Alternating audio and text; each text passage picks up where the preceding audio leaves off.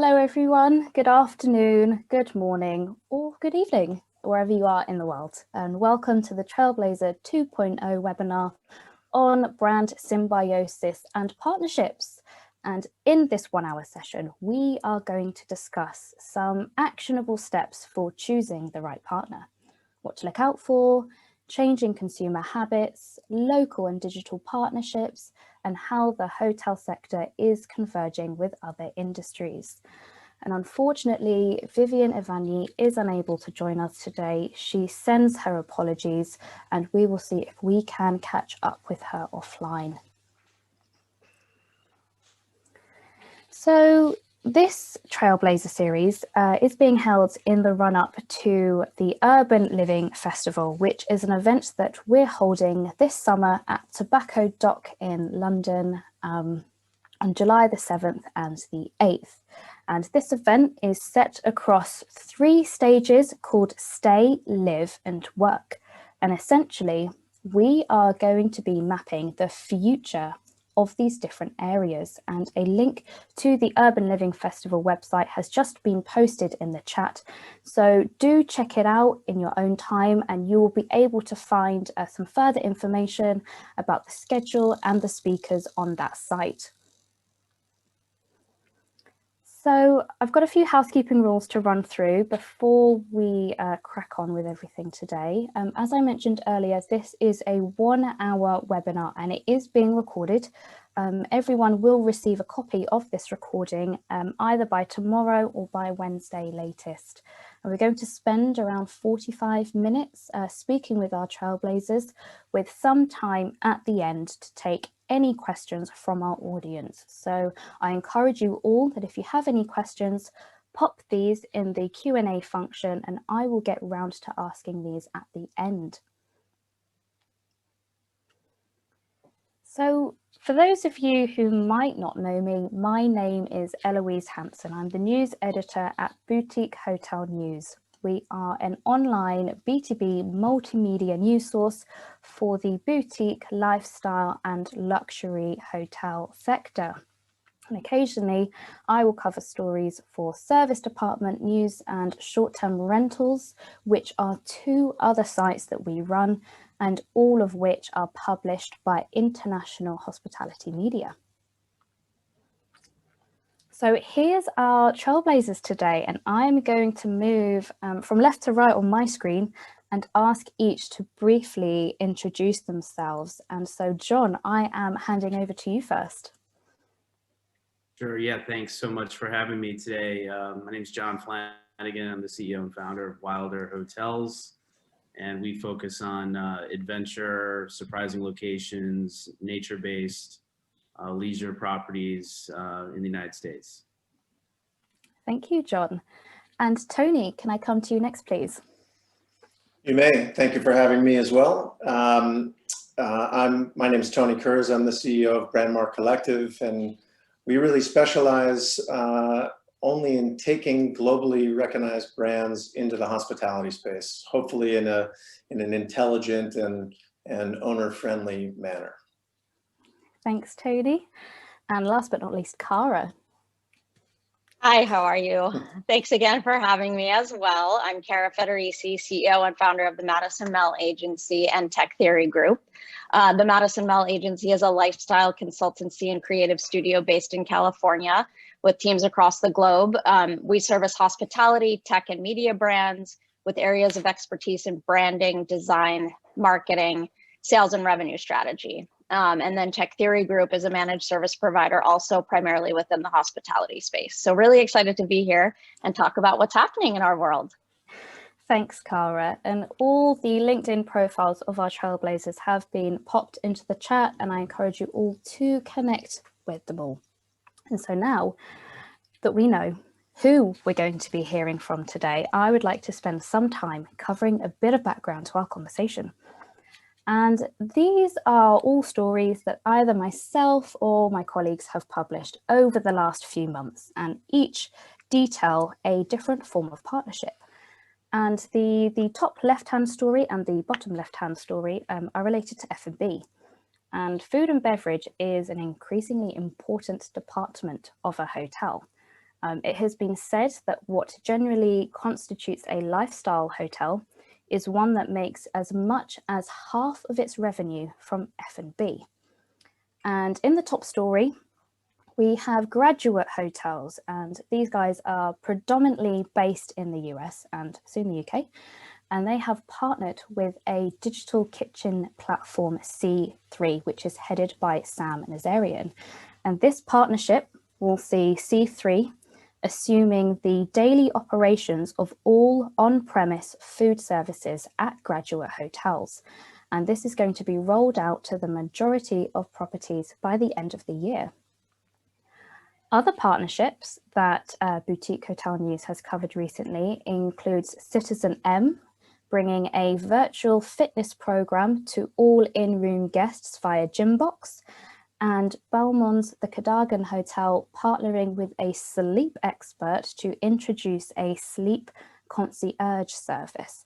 And I've definitely seen a greater emphasis on fitness and health, and in particular well-being, over the last year. And we may well see other similar partnerships develop in response to the changes in consumer tastes, and we will be talking about this topic later on. On our next slide here, we have a slightly different form of partnership, in that here we're dealing with owners and brands. And the top left story is about Bulgari, an Italian brand known for its luxury jewelry and accessories that has announced its hotel debut in the States. And the lower two stories on your screen, we have names from outside of the hotel industry, such as footballer Ronaldo and the son of motoring legend Lamborghini opening new hotels. Now, these two brand associations from a consumer perspective are generally widely known. I would assume that most people will know who I'm talking about when I say Ronaldo or Lamborghini. And so instantly there's that element of recognition and familiarity. From an owner perspective, when looking at the power of a brand or a name in terms of the value, what that brand stands for, and in terms of outreach, then it's perhaps more of a question about risk.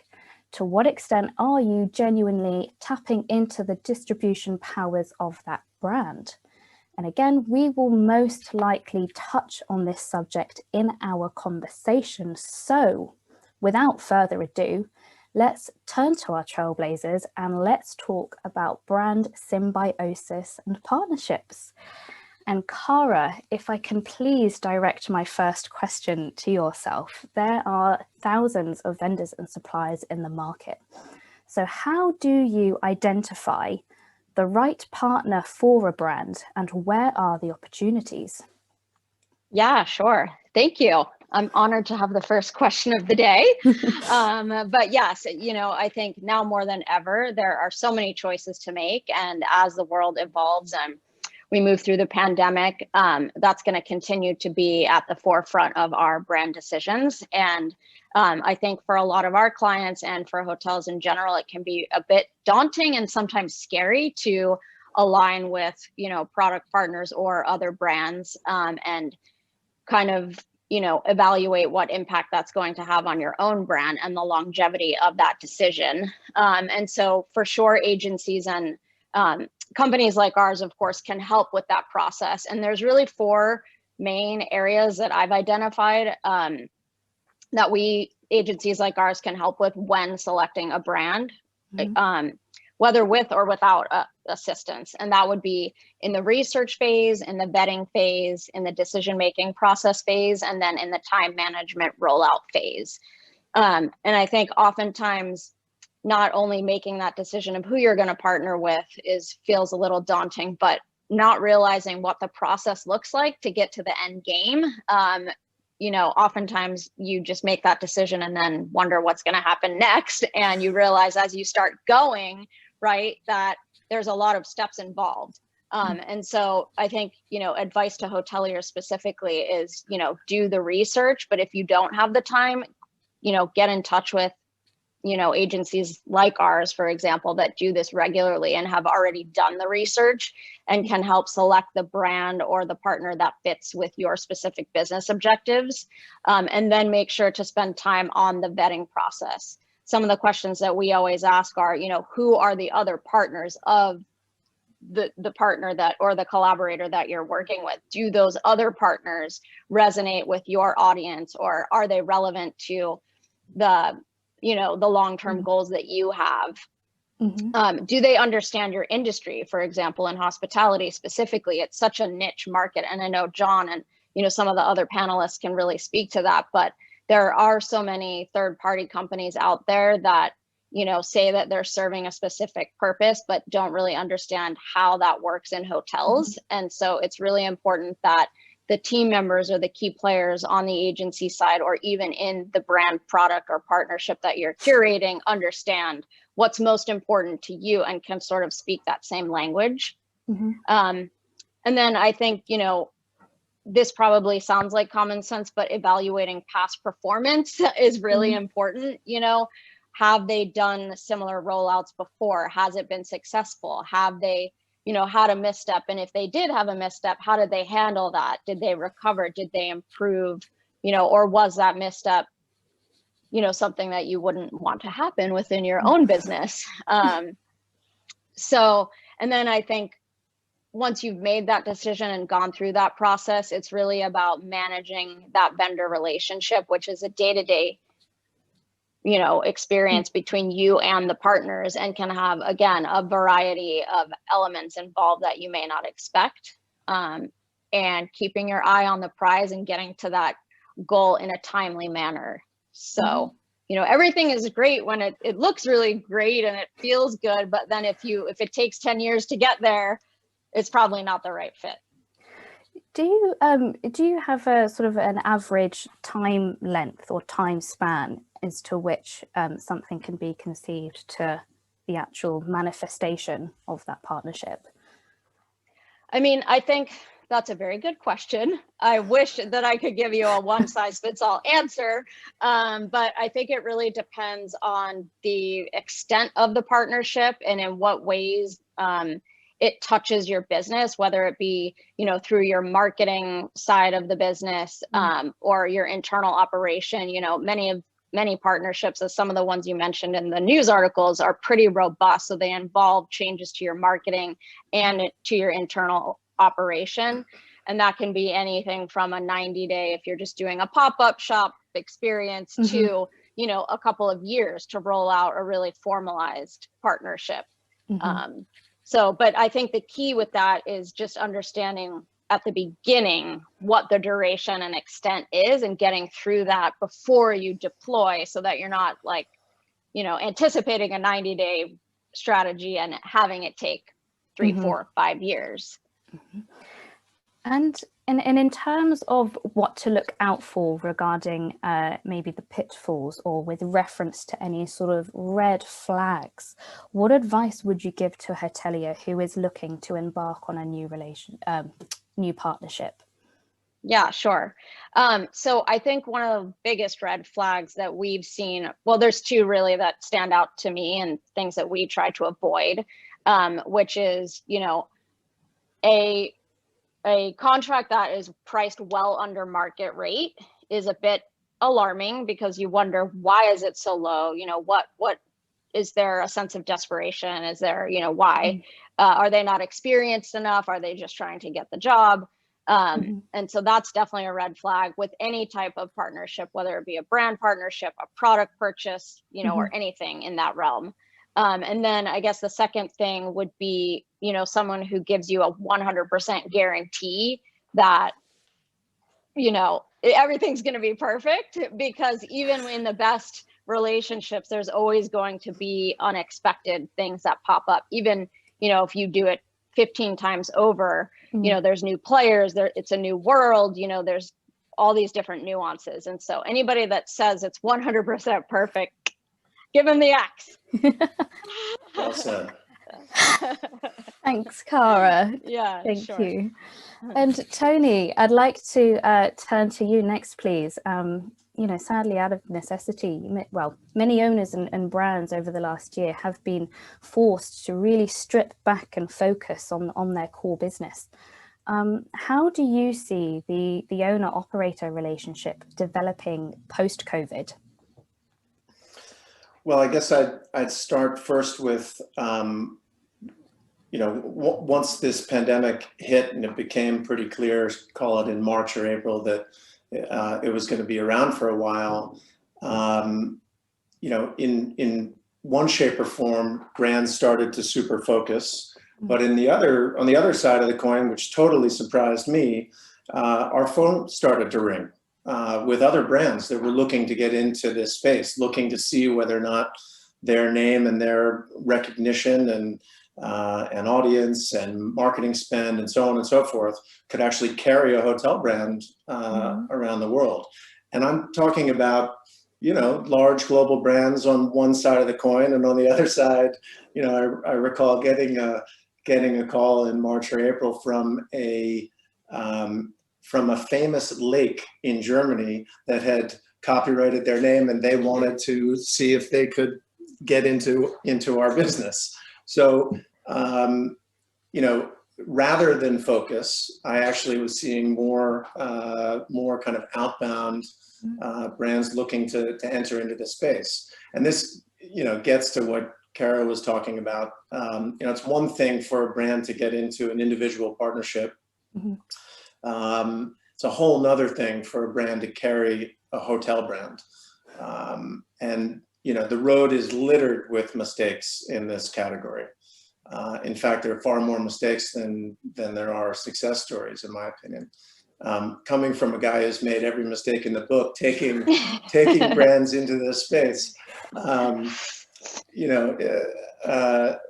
I just want to touch on it for a second because, of course, a financial ask or a contract coming in super low is one thing, super high is another red flag.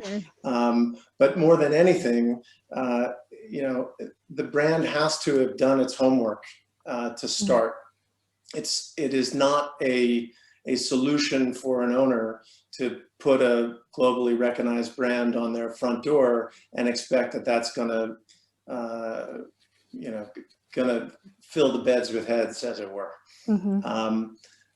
For us, the biggest red flag that we watch out for what it's worth, is an ask from a brand that doesn't make sense in the overall spectrum of hotel deals.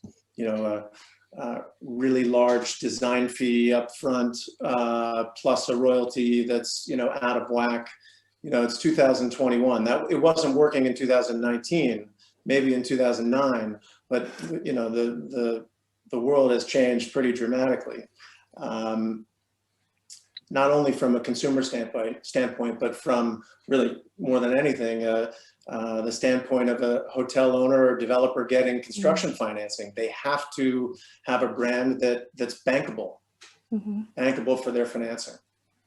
So if a new brand is out there, and maybe I'm wrong on my number, but I would say at any given time there are probably 60 to 70 new brands out there that really can't carry the construction financing covenants that an owner is going to require in 2021. Mm-hmm. And following on from that point, what do you think will make a brand or an operator desirable once all of this is behind us and we've almost entered this new era of hospitality? Well, in some ways, what John is doing, which is authenticity with a capital A, that to me is 100% the path forward. Even in markets that are far less mature than, say, the U.S. market, where aspirational brands are more important than they are, say, in Maryland. It's a slightly less mature consumer base in more aspirational markets, but at the end of the day, in order to really succeed, in my opinion, you've got to go down the authenticity road and own it, whether you're a global brand or an individual asset that no one's ever heard of except for your customers. Thanks, Tony. And I'm now going to come to John, and we can talk a little bit about Wylder Hotels. I understand you've got one coastal location and another in the mountains. So what role does geography play in brand vision? Yeah, thanks. Yeah, Wylder, we look for, far out distant locations where, it could be 3-4 hour drive market to an A market. So our hotel in Maryland is 2 hours away from Washington, DC, and 90 minutes from Baltimore, 2 hours from Philly, 4 hours from New York City. And our Hope Valley location in California is 3.5 hours from San Francisco, 2 hours from Sacramento, an hour from Reno. So we like to find places that are really far out, but still close enough to a drive market, where you feel very away. And, if the cell phone service is really bad and the internet service is non-existent, then we usually like that location. That's a win. Yeah, I mean, I've certainly been spending more time on my phone than ever before. I mean, my screen time has absolutely rocketed over these past few months, and it gets to a point where I just want to lock it away and turn it off. And in terms of your Wylder hotel, you're going to disconnect. It's going to be just everything. And in terms of your location, John, what scope does this give you in terms of partnerships? Well, I think we look for things that are, very innate to the brand. So adventure is number one. And, we look for both local and kind of like regional things. So we buy kayaks from certain brands, paddle boards from certain brands, beach cruisers or mountain bikes, or ski equipment or snowshoes, or things that people recognize as high quality and adventure based, and those are a bit more national. And then in terms of localized, I think people really want live music right now because there's been no concerts for the past year.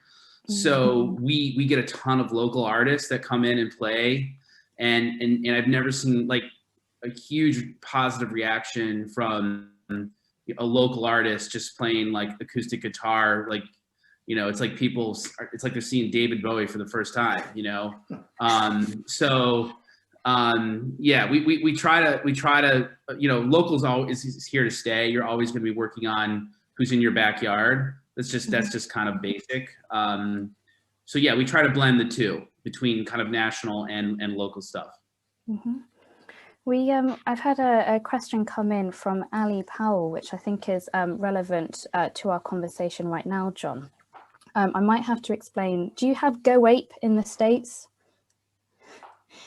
I'm sorry, I didn't hear that. Do you have Go Ape in the States? It's basically like a large outdoor adult play park where you can like swing into nets, and it's like a big obstacle course, but like in the sky. And Ali's asked, in terms of adventure partnerships, do you have something like a Go Ape at your locations?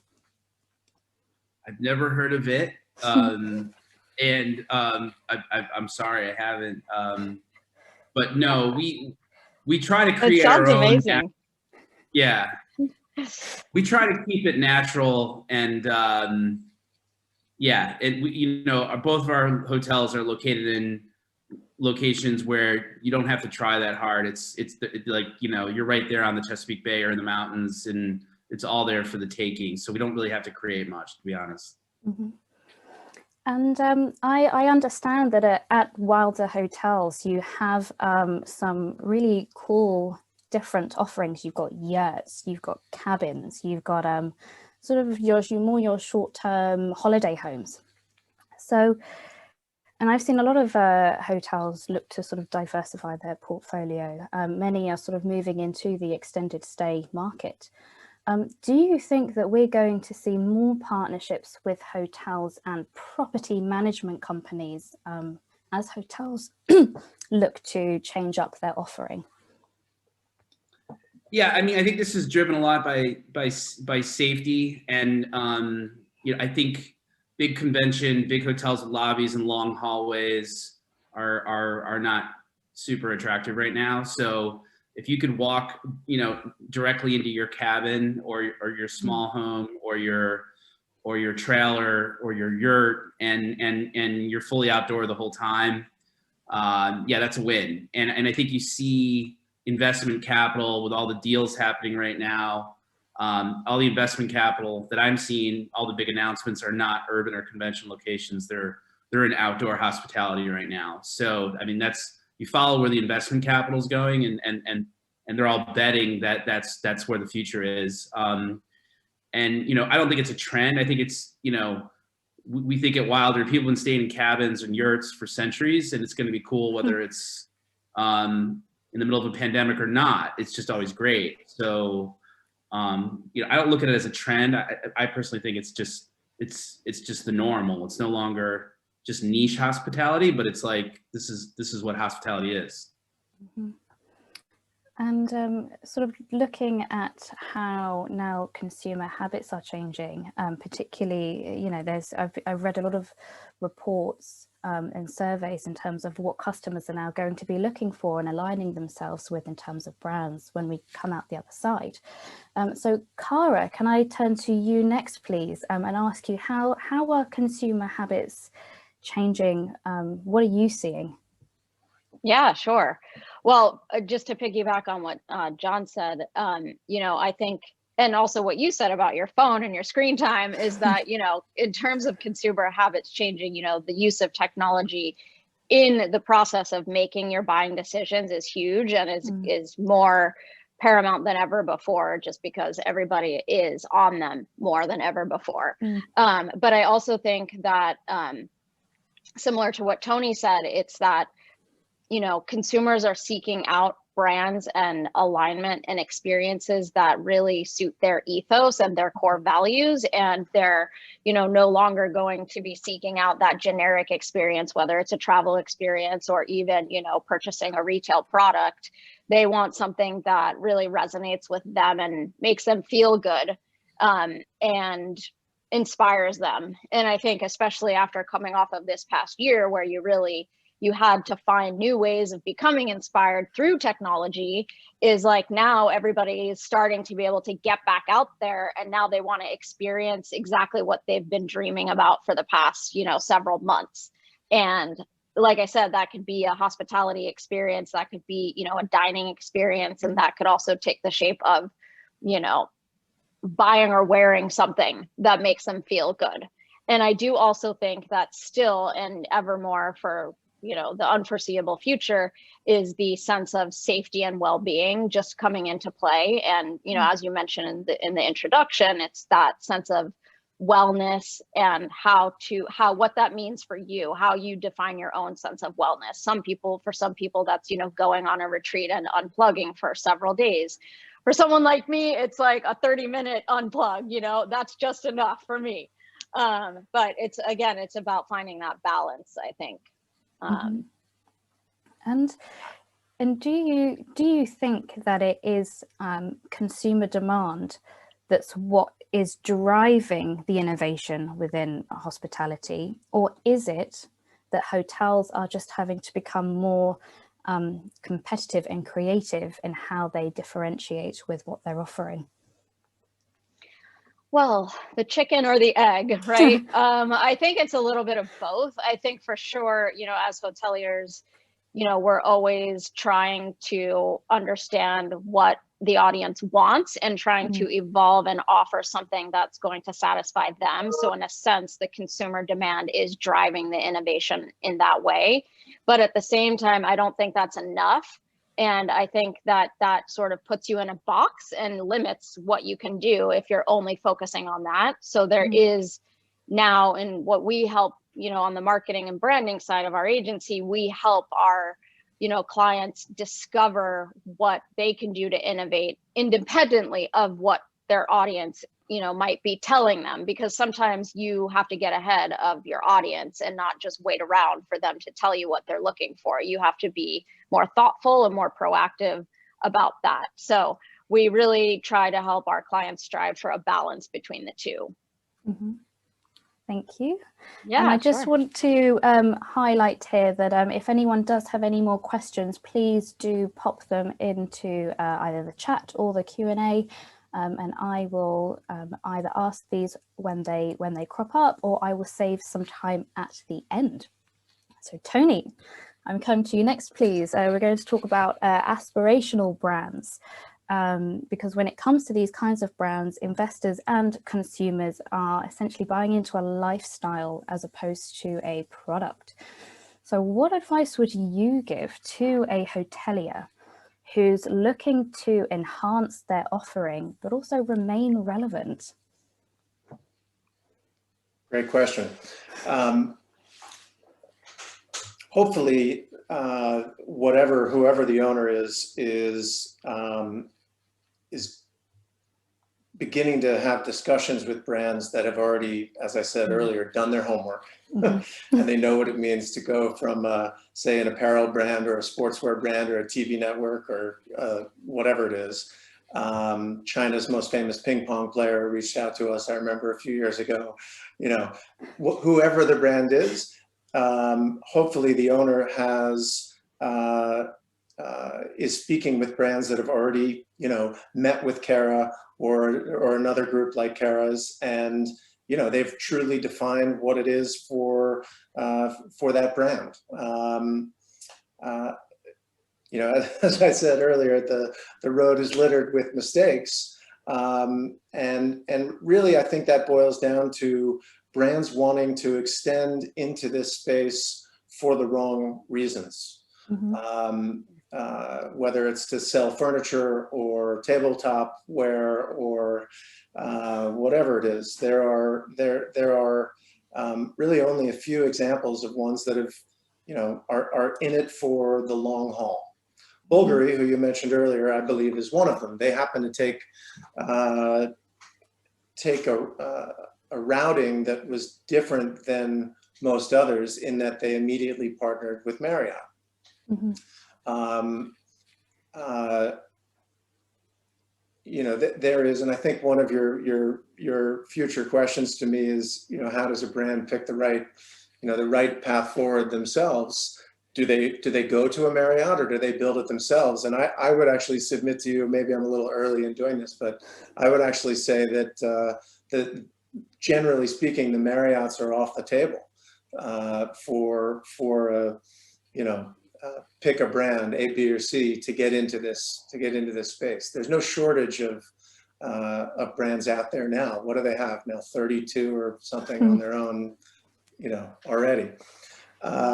So, you know, to me, the answer to the question is, you know, coupled with doing your homework and really defining what it is that, you know, that puts the brand on earth today. What is it? You know, there's a story that one of our old brands, Tommy Hilfiger, you know, Tommy is a guy who wanted to get into this business for years, and the question was, you know, how do you do it? And how do you do it in a way that is more authentic than just sticking your name up on the side of a building? And in the end, what we drew from is, you know, Tommy had an incredible history in music. He's a guy who, you know, he grew up wanting to be a rock and roll star, but he was tone deaf, so he decided to dress them. But you know, that vibe and that core love for music stayed with the brand really from day one, and it's still highly relevant today. You know, that's just one small aspect of probably 200 little things that when we built that brand, that we put into the brand.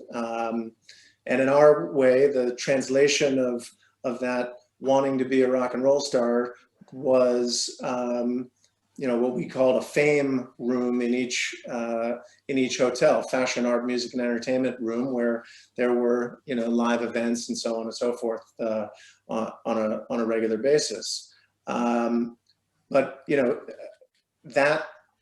that answers the authenticity question that we've been hitting beforehand, and that's the kind of thing that that authenticity is the kind of thing that can put your hotel on, make your hotel's mark just with one asset, and then the other owners start coming. Then you're much more desirable, if you will, to other owners and developers. I probably didn't answer your question, but hopefully it was close enough. You definitely did it. It ties in really well with my next question to you, Tony, because this is looking at it from a slightly different perspective, from a consumer brand perspective. And how would a consumer brand identify the right hotel brand to partner with, especially as you mentioned earlier, Tony, there's so many hotel brands now in the market. So what would be your advice? This is just Tony Kurz speaking, but I would say that the other globally known brands that have gotten into this space that have partnered with global operators, Missoni did it with Residor, Armani did it with Emaar, not a global operator, but a regional operator, and Bulgari obviously with Marriott. And unless I'm missing someone, I'm not sure that there's anyone else that has done it. And of those brands I just mentioned, I think that Bulgari is really the only one that stood the test of time. Missoni's no longer in the hotel business, so it really goes back to what I was saying before. I believe if you are a brand that wants to get into this space in a meaningful way for the long term, and you're willing to do it in an owner-friendly manner, there are companies like ours that take global licenses and work very, very closely with the brand, and we act in a business development sense, but also on the operating side. And really, other than that, it is putting your money where your mouth is on day one and starting your own hotel, doing one, and then if it's decent, there will be a second one. But you've got to show that you're out there willing to put your money where your mouth is, especially in 2021. My humble opinion. Thanks, Tony. And we've been talking about how the hotel industry is converging with retail brands. We've touched on fitness, we've touched on well-being, and I would like to bring back the technology angle. And I'd like to come to Cara for my next question, because technology has enabled some hotels to continue operating throughout this pandemic. And so what are your clients looking for when it comes to a tech partner? Absolutely. Technology is here to stay forever. And so we got to find ways to make it work to our advantage, right? And I think absolutely it has been so critical during the pandemic to lean on your technology, and that's had both pluses and minuses. Hotel companies and brands that have a high functioning technology stack and combination of products have been able to outperform many of those who have had failing internal systems. And when clients come to us, I mean, they come for a variety of reasons, and I think the one thing that stands out the most is being able to offer them insights on how to be nimble, and how, making a technology decision is not a one-time thing. It is, it's in the now, but it's also thinking about how that technology purchase or system that you're implementing is going to serve you in the long run, and making sure that whatever you do, it allows for change. And I mean, that's just a general strategy overall, whether technology or not, is, you have to implement best practices that can evolve with you.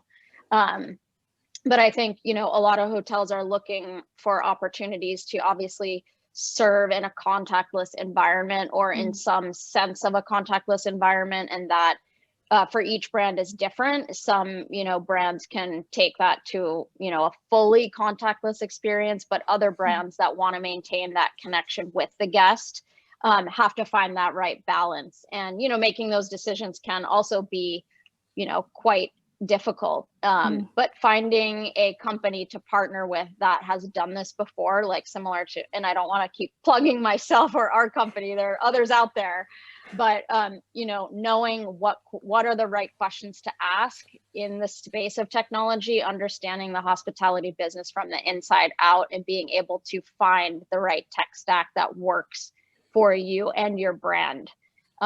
One thing, we actually just put an article out on Medium about AI and artificial intelligence, and that does come up quite often in our with our client base, and, you know, prospective new clients. It's like, what does that actually mean for hospitality? Does it have a place in hospitality? And what does that look like? Because, you know, with COVID and the reduced workforce and the whole contactless, you know, experience, I think a lot of hoteliers are scared to have too much technology and not enough human interaction, and they fear that they might lose their customers, especially the bespoke brands or the boutique and lifestyle brands.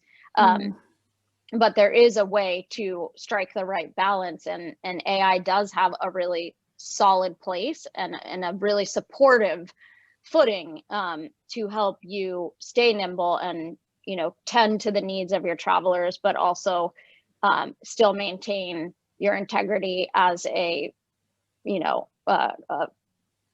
have that connection with your guests that you've always had. So how do you see artificial intelligence being used in the hotel industry? I mean, we've seen voice command and voice control. I don't know whether you would even go as far as robots, but they've been around for a little bit. So how do you see artificial intelligence developing in the years to come? Yeah.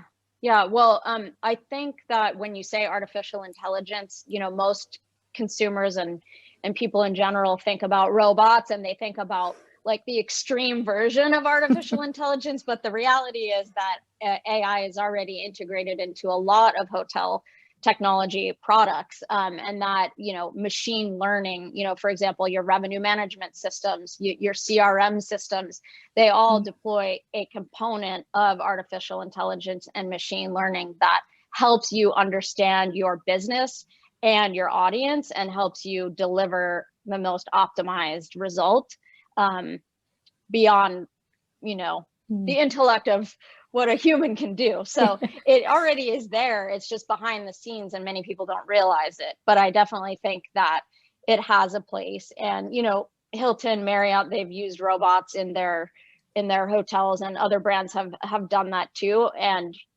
you know, I think for bigger brands that does have a place, and it does make you feel like you're aligned with technology when you show up. If you show up at a hotel and you see something like that, but that's not the only way that AI can serve your business. There's also, you know, I could go on and on about this, but there's also, you know, a lot of hotels nowadays as well are looking into chatbots and deploying them on their website. And I think chatbots in general have really progressed and are continuing to progress. And almost, you know, every few weeks, there's a new chatbot company that's kind of on the hospitality scene. But the area that we see the most value most recently is in the reservation and booking process, eliminating, and, you know, I think telephone calls with a reservation agent, you know, can be a big time suck for a company. And a lot of in the work that we do in evaluating your ROI, you know, it's like, is that worth it? You know, and even making that decision and clicking to book on the website, you know, with nuanced hotels like Wylder hotels or other hotels that have a lot of these bespoke sort of experiences on top of just their room, you know, there are ways that you can integrate chatbots to help answer those questions and make that booking process shorter, but still delivering what your customer needs to make that purchase.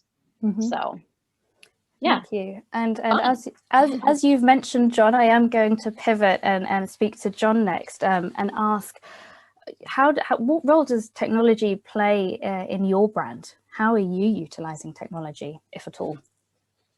Yeah, I think there's two different boxes. There's the back of house box of running the business, what Cara was referring to, and then there's the guest experience box. And so, we work really hard at making sure the content and the booking engine and the experience that you're going to get, whether it's a cabin or a yurt.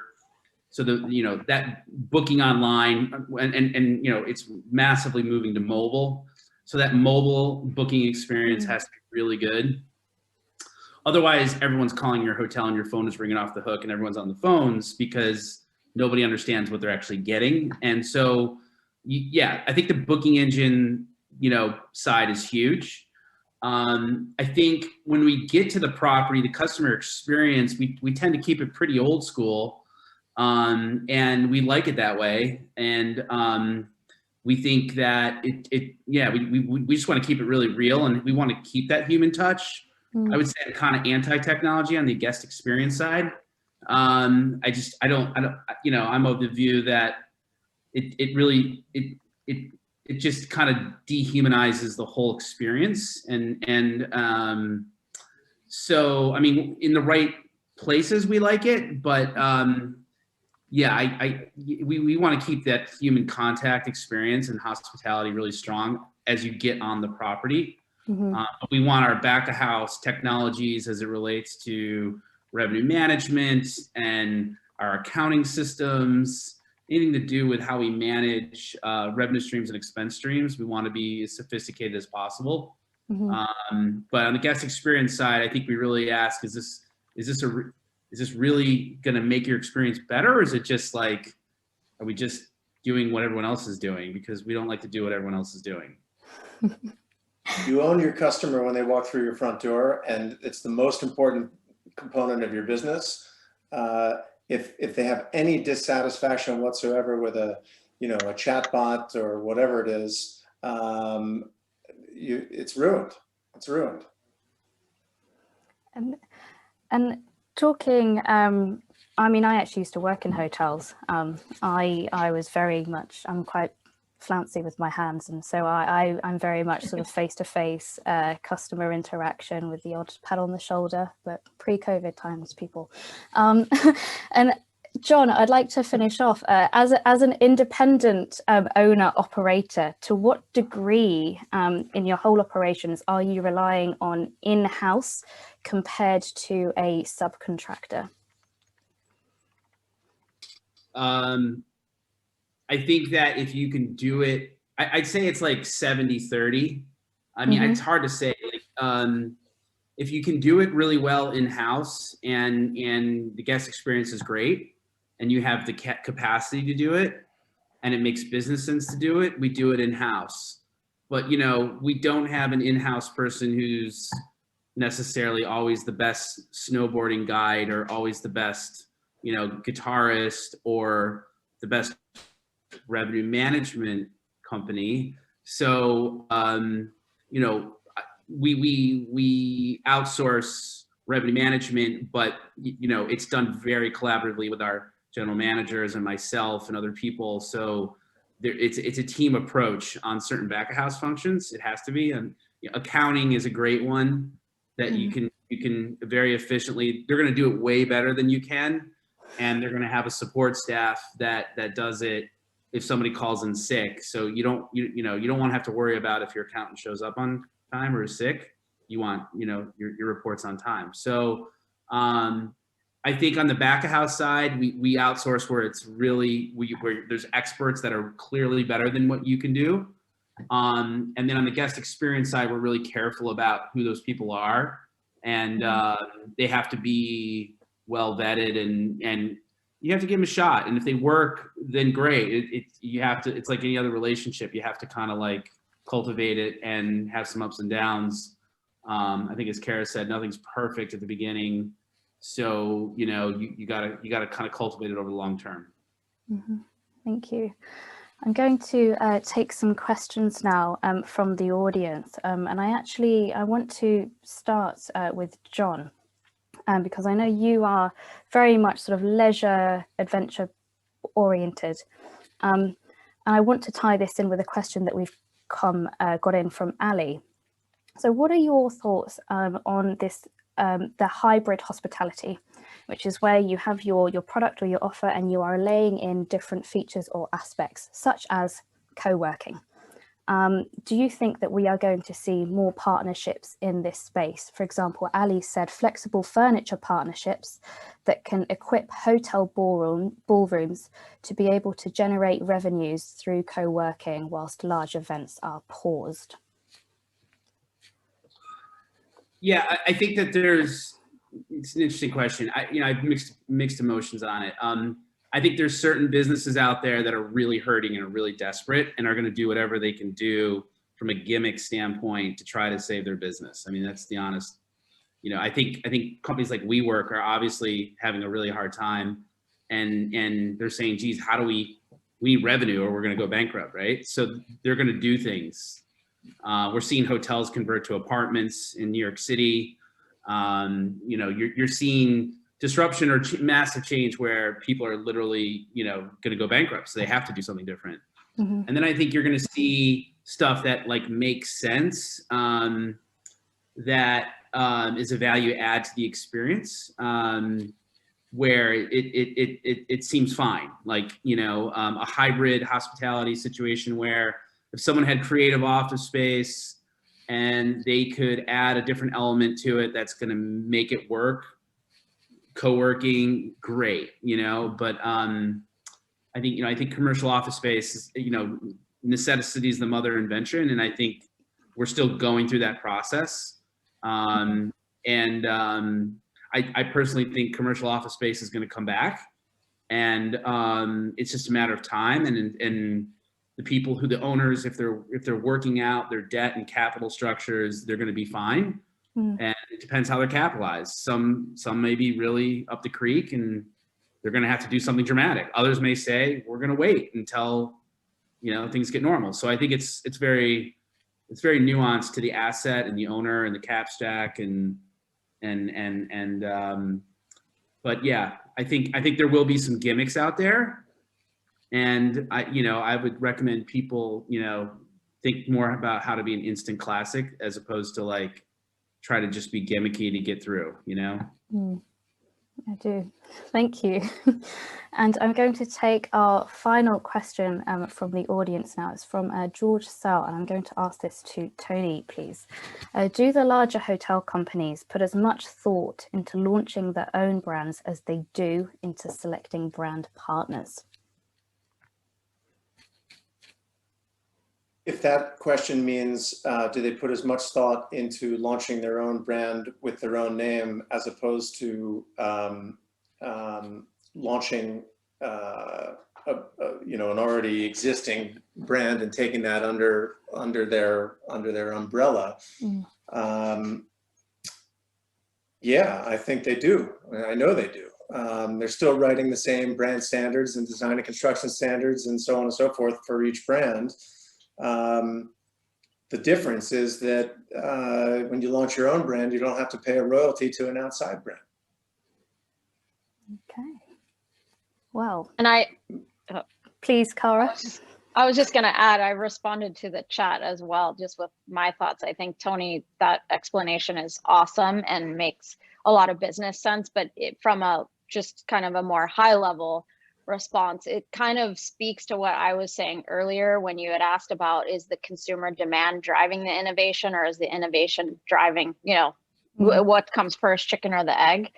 And I think oftentimes, like, part of the reason why the big brands lose that sense of authenticity is because there's a little bit more of a box around their innovation strategy in some ways, that they're because they're so big, they're really focused on the consumer driving the innovation instead of the other way around, which brands like Wylder and other more bespoke companies can really take a look in and really make a stake to say, this is who we are, this is what we're about, and take that risk.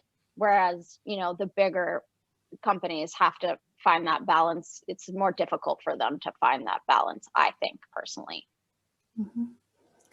Well, thank you all so much for your insights today. We are quickly running out of time, and thank you to our audience for submitting your questions. I do encourage, as I mentioned earlier, everyone to connect with our Trailblazers over LinkedIn and do carry on the conversation. It's in these conversations where creativity sparks, and I for one, am excited to see what's going to happen next. So I've just got a few outro slides to run you guys through before we close off today. Our short-term rental awards, also known as the shorties, are back.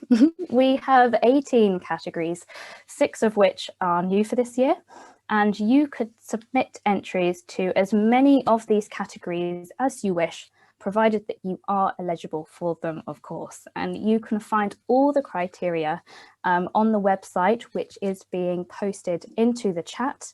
The deadline for submissions close this Sunday, so be sure not to miss out. Get on over to the shorties and submit your entries.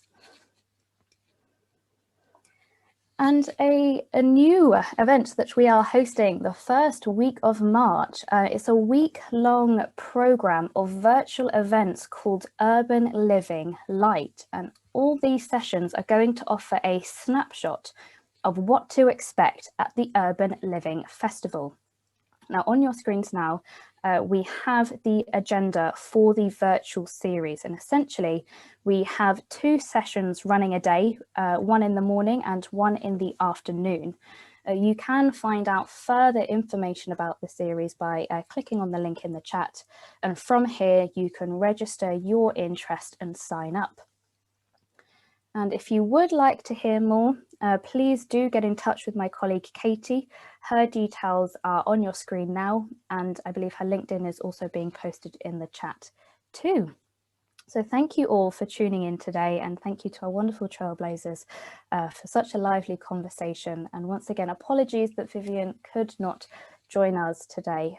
If you would like to stay up to date with what we're up to here at IHM, you can check us out on social media, or you can visit www.boutiquehotelnews.com and subscribe to our twice weekly newsletters. And now every second newsletter of the week is now being presented in a video format by yours truly. It's a great way to catch up with what's been happening in the week.